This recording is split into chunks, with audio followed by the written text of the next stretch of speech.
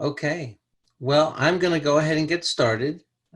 And as always, I want to thank those of you who join us. Today, I'm giving a presentation on being urgency driven, unlocking the power of procrastination.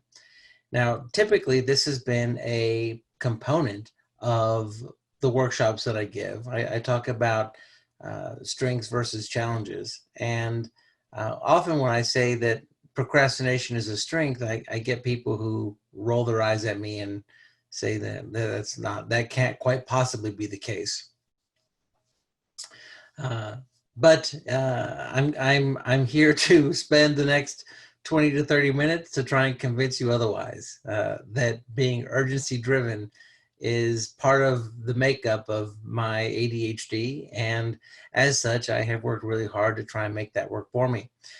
As always, we have Brittany Howell, who is um, uh, taking care of any questions that may come up or the chat room. She's also live streaming this on Facebook. And so we are looking forward to answering any questions that you may have. Because I enjoy interruptions, you are more than welcome to pipe in at any point during the workshop if you have a question, and we will answer that.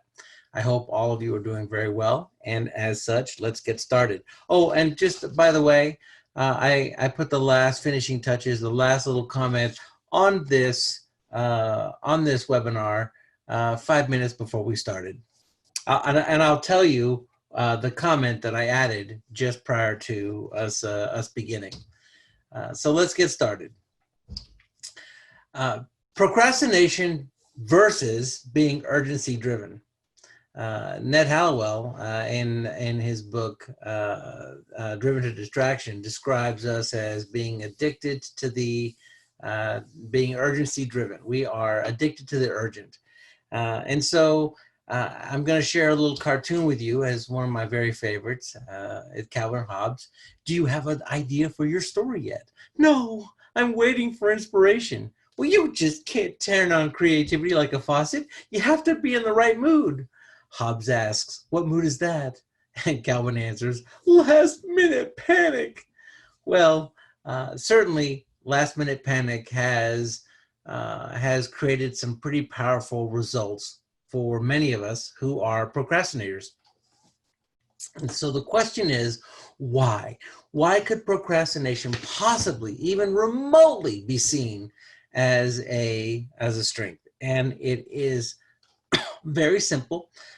And I will spend the rest of my time trying to convince you of this simple fact. But the fact is this, that the right amount of arousal and stress can improve performance. When you are in a state of cognitive dissonance, you are focused.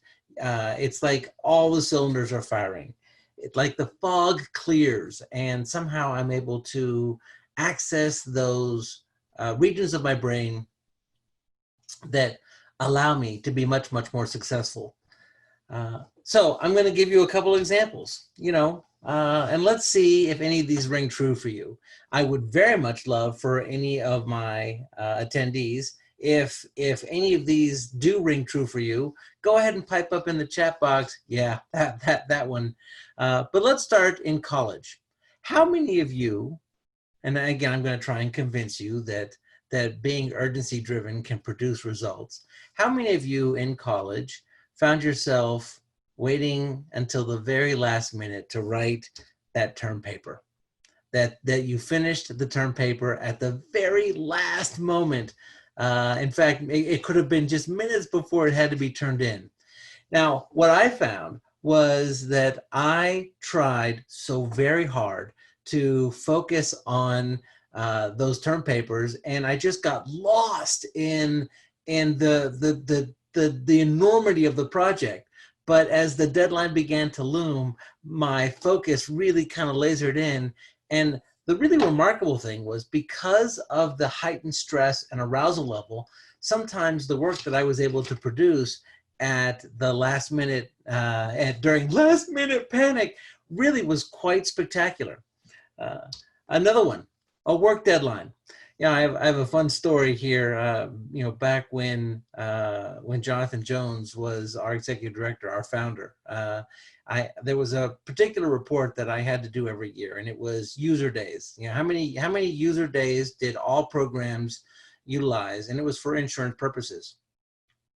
And it requires a lot of uh, learning about, and calculating the number of user days, so you take participants and days in the field and where they were in the field and the activities they were doing.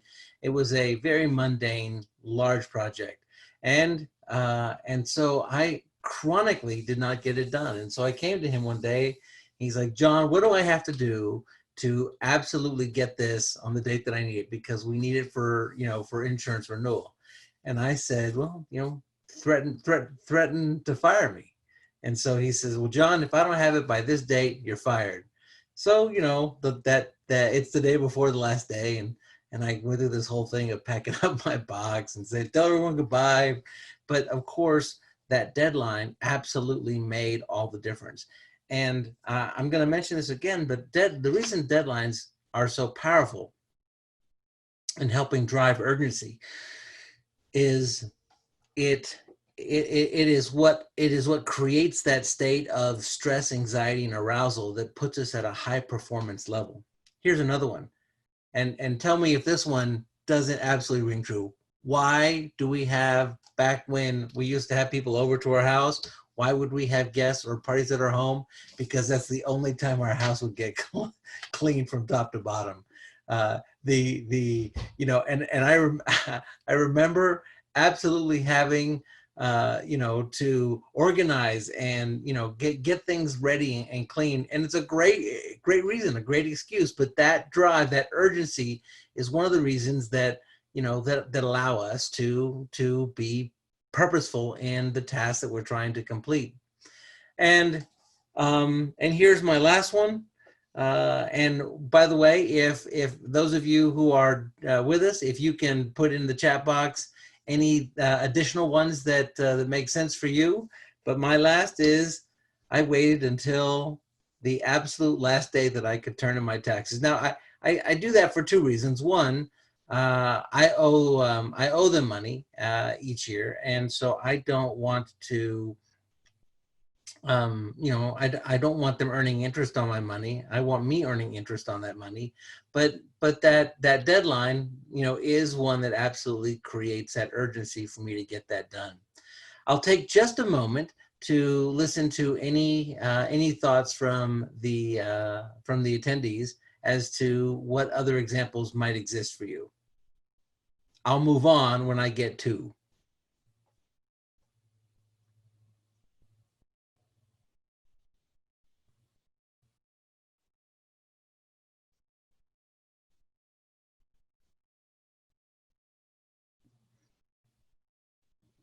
Oh, Pierre wrote, when my wife, to avoid having my wife shout at me. So that's certainly disappointing somebody else or creating an opportunity. And then, oh, Deirdre wrote, I tend to procrastinate when I have a hard conversation to have with someone. And that's so true. And I put that off. But the reasons we put that off are very different. But those are great examples. Thank you so much. By the way, I used a technique there. It's called the pregnant pause, and it's a wonderful communication technique to use with your kids when you ask them a question and you just wait. One of the things that people want to do is they want to fill silence. And so when you just allow a pause to sort of grow, people become urgency driven to fill it. All right. I don't know if you are familiar with Covey's work. Most people are, but I love Covey's time management matrix. And what's so critical about this is that he put things into the realm of urgent, not urgent, important, not important. And I'm going to go through his time management matrix with you for just a moment. In quadrant run, we have, it's urgent and important. This is a crisis. It's a pressing problem. It's a deadline that's just, on top of us, and, it's needed now. A quadrant two, which is important and not urgent, is, relationship building. Those are important. Finding new opportunities, also important. Long-term planning, prevention, personal growth, recreation. Now, in the urgent and not important, in quadrant 3 are interruptions, emails, calls, FOMO. Anyone know what FOMO is? Fear of missing out. And then pressing matters. And then in quadrant 4, which is not urgent and not important, is trivia, busy work, time wasters, certain calls and emails, and then other pleasant activities. What is interesting is that sometimes we get caught in something that is urgent, feels urgent to us, but it's not important. I get locked in on a task and I just zone in on that task, but I'm avoiding other things. Because where should we live? We absolutely should live in quadrant 2. In the things that are relationship building, finding new opportunities, long-term planning, creating ideas and developing those plans, preventing problems, personal growth and recreation. These are not urgent, but they are important. And the more we live in quadrant 2, the better off we are. But that's not where we live, is it? Where do we live? Well, as young men and women and adults living with learning and attention challenges, we live right here. We live in the urgent, in crisis, pressing problems, deadline driven, interruptions, emails, fear of missing out, pressing matters. This describes so much of my day. Now, for most people, this is very stressful.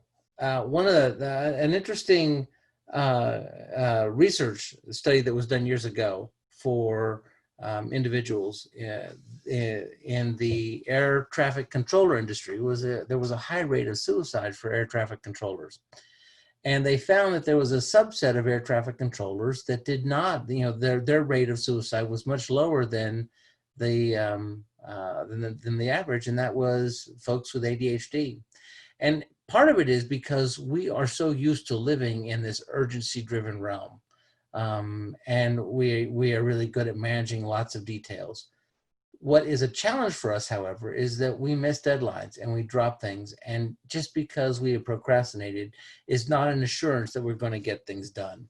And so understanding the nature of who we are and where we live in this time management matrix, let's examine a couple ideas as to how understanding this urgency-driven mindset can help us. All right, expect performance and consistency.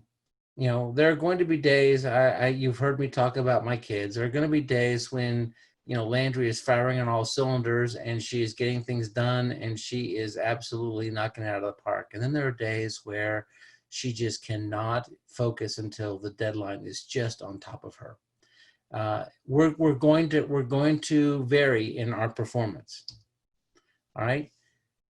It's really important also to remember that consequences with teeth are absolutely necessary in order to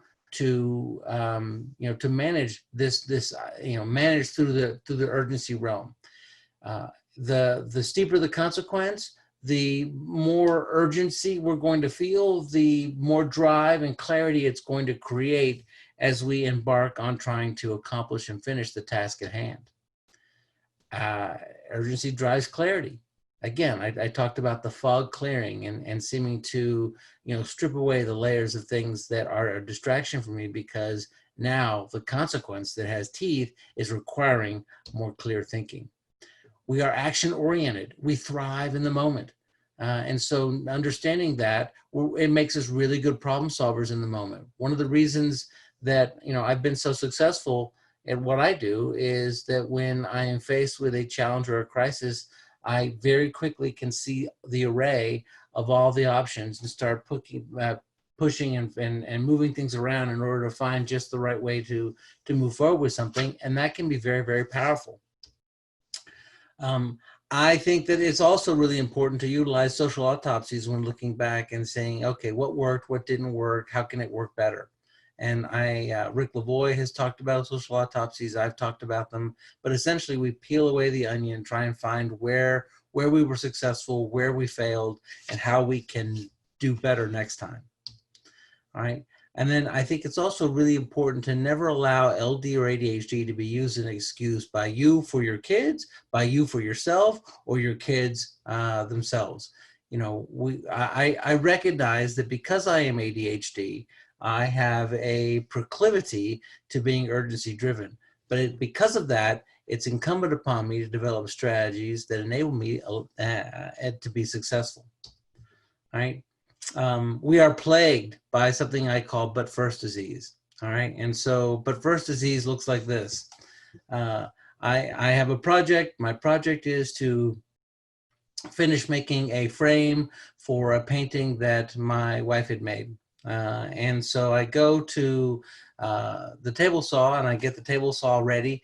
And I notice that on the table saw, just underneath it, is a pair of sunglasses that I've been missing. I'm like, oh, I've been missing those sunglasses and I'm really glad to find them. And so I grab the sunglasses, but now they're filthy. So I go inside to wash them and I'm washing them with water. And I look over on the counter and I see the glue. I'm going to need this glue later for this project. And so I set the sunglasses down, never to be seen again.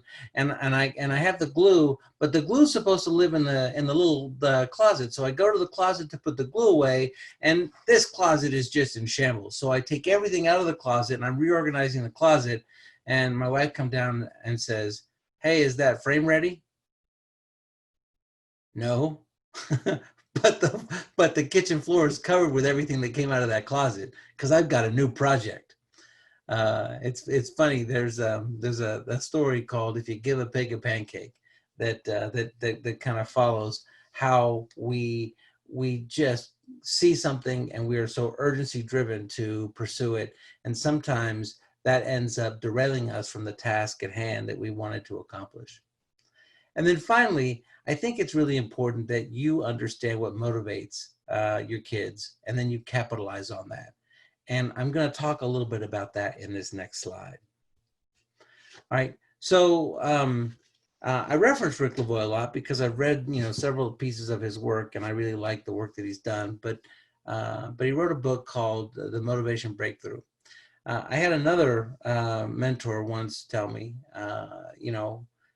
you can lead a horse to water, but the answer is you can't make them drink. Well, that doesn't feel very powerful, does it? We want our kids to drink. We want to both lead them to the water, and then we want them to enjoy the water. So what can we do? And Suzanne said to me, "John, we can make them thirsty." So how do you make them thirsty? You salt the hay. And how do you salt the hay? And that's, you understand, if you're going to create these external locuses of control that are going to help motivate people in order to accomplish the tasks that they want, you understand what is going to make them thirsty, what is going to salt their hay.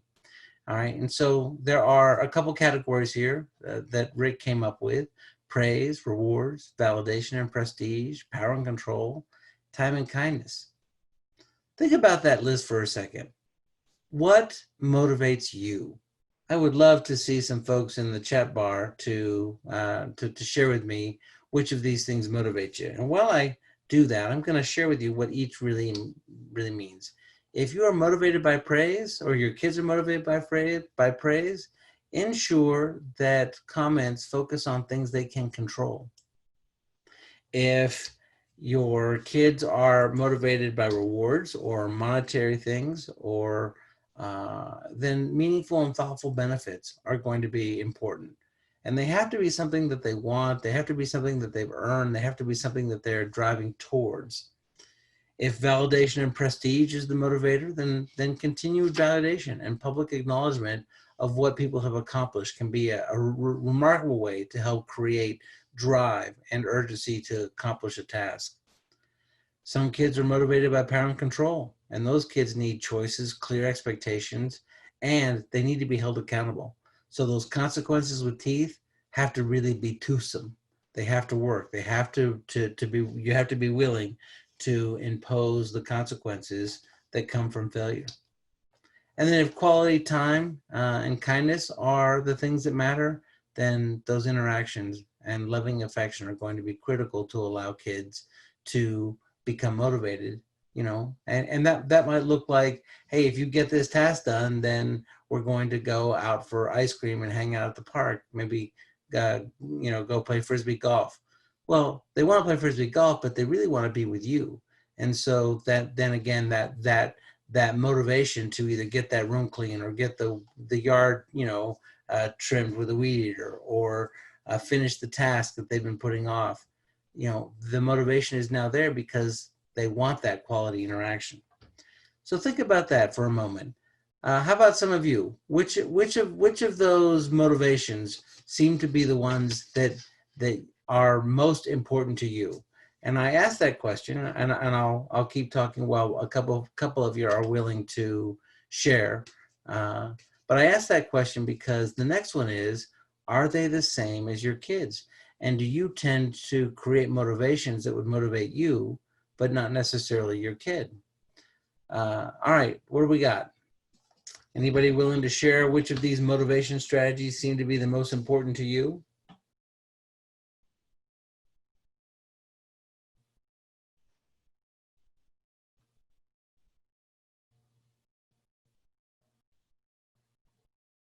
Okay, we've got one person has written reward. All right, another one has written time and kindness. All right, and another time and kindness. All right, great. Well, thank you so much. I appreciate your staying engaged and working with me. All right, so I think it's also when you are trying to effectively communicate what your requirements are, there are some important strategies to recognize as you're working with kids with learning and attention challenges that might allow them more success. All right, here's the first one. Role play important deadlines in advance. What's it look like if you fail? What's it look like if you make a mistake? There's a wonderful movie that I saw years ago. It was called State and Maine, STATE in Maine.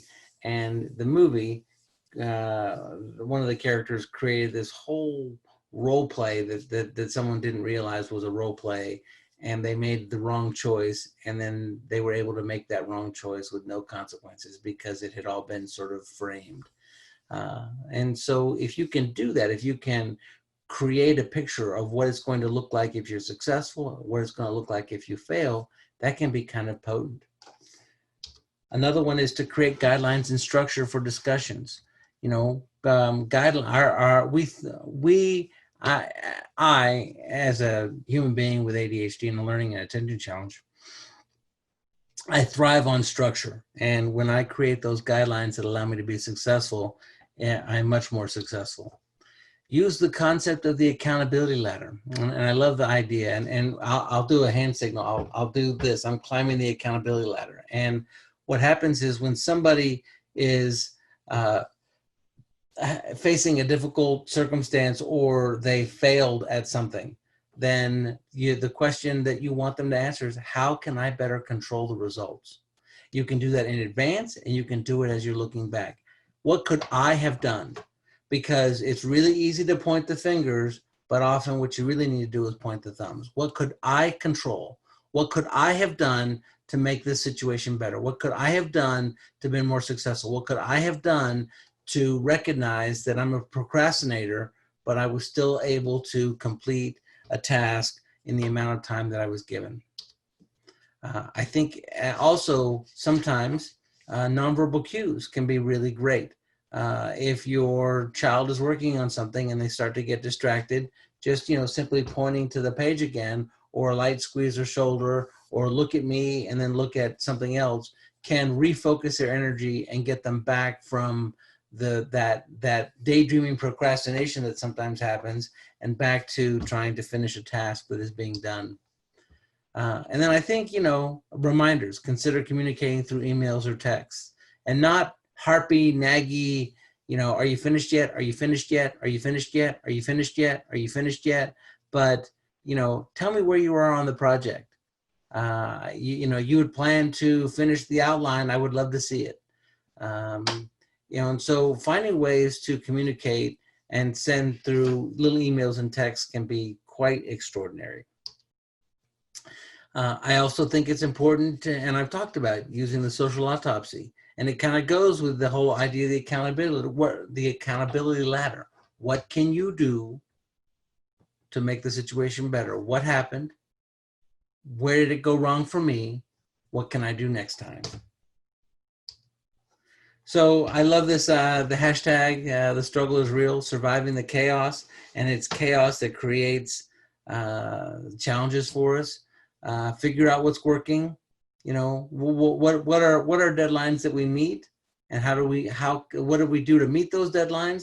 And then how can we extrapolate why we were successful in one situation and now apply that to another? I think it's really important to chunk up projects, break them up into small chunks. This is especially critical with term papers. You know, I talked about my taxes. I did a preliminary run, and then I recognized all the pieces of documentation I needed to collect. I then collected those. I did a second run through my taxes, and then I did a third and final run the day before the taxes were due to make sure that I hadn't missed any possible opportunities. Those chunks each of those chunks have to have their own deadline, and each of those deadline has to have their own set of teeth, because remember, it is the teeth that create the urgency. Help children become list makers and learn the deeply satisfying experience of crossing out items that have been completed. And I'm going to ask you another question to my wonderful attendees. How many of you have written on a to-do list something that you had already done for the sheer joy of being able to cross that thing off that list? And there is something deeply, deeply rewarding about doing that. But just the fact of making a list begins to center. And then a really good list should have the following components: who's responsible for the item to be done and the date that it's going to be done by. And if you really are following this workshop, the consequence if you don't meet that deadline. Encourage them to create their own and consistently redirect them to use their own system. So you have them create their own systems, have them create their own lists, have them create the situations that allow them to be successful. All right, this is my last slide, the power of deadlines. And I hope that I have convinced you of the power of deadlines, as it is the absolute key component to turn procrastination from a challenge and a weakness to a strength and an ability. It maintains focus. It creates clarity. It establishes a target. And when I can focus on a target, I am always more successful. I certainly, deadlines allow me the opportunity to pounce when the opportunity presents. And I'll give you a quick example. My daughter Landry, she loves having friends over. She also makes little messes everywhere she goes. And sometimes her room is a big mess. But guess what? If she's going to have somebody come over, what needs to occur before that friend can come over? You guessed it. Her messes need to be cleaned up and her room needs to be cleaned up. And so we really enjoy when Landry has a guest over, because that deadline of having that friend come over creates a remarkable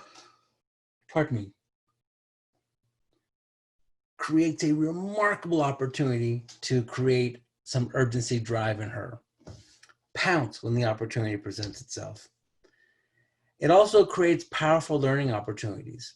You know, I think that too often we do want to create and you've heard me talk about failing forward with confidence. We do want to create a platform that allows our kids to fail, but we do not want to deprive them of those failure experiences and what can be learned from those opportunities where we were not successful.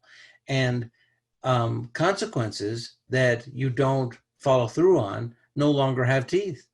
They just become something that is happening, something that you say will happen, but it doesn't really happen. And then you lose the drive and urgency that consequences can create, because you have to follow through when you say you're going to follow through. I've told the story before, but it's worth telling now. When my kids were little, I recognized that I needed them to know that if I said something, it was going to be so.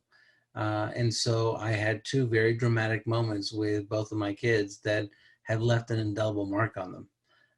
My son was being non-compliant, and I gave him the opportunity to comply. He chose not to. We were driving down the road. Whoop, his little favorite stuffed animal out the window. He lost his mind.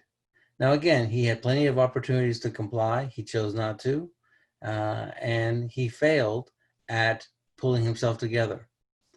Now, late that night, I went back and I found that stuffed animal, and but he never saw it again, because the next day he had adjusted, and he certainly complies. And so when Dad starts counting down from 5, both of my kids scurry to get things done.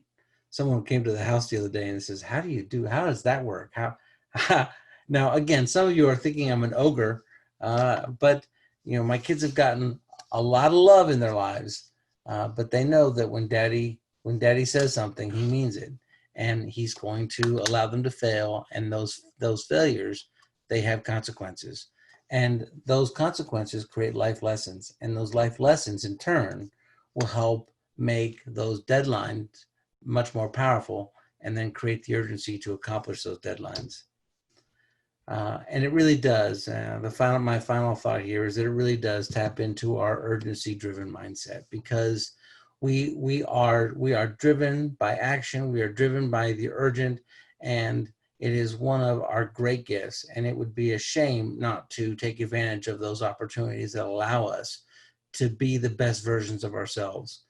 Sometimes this can happen with medication, but so often just that heightened state of arousal and just the right amount of stress that a deadline can creates this sense of urgency that unlocks the very best we have to give. I am going to take a few minutes to answer any questions or reshare any chats that folks have. But if not, that concludes this webinar. Are there any questions? Any examples folks want to share?